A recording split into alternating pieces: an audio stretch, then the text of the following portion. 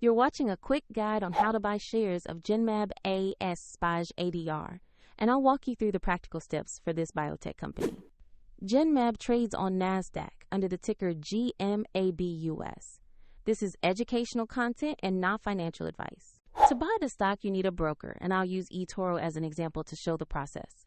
After registering, you must verify your account, usually with an ID document, and add funds to be able to place an order. Use the platform search box and type the ticker GMABUS to find the listing.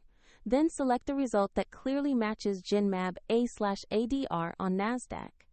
On the asset page, review the basic company information and the price chart to confirm it's the correct Genmab listing. Always check the exchange and ticker before proceeding. Tap Invest, enter the amount you want to buy, review the order details, and confirm the trade. If the market is closed, your order may execute at the next session, and if your balance is insufficient, the platform will prompt you to add funds before confirming.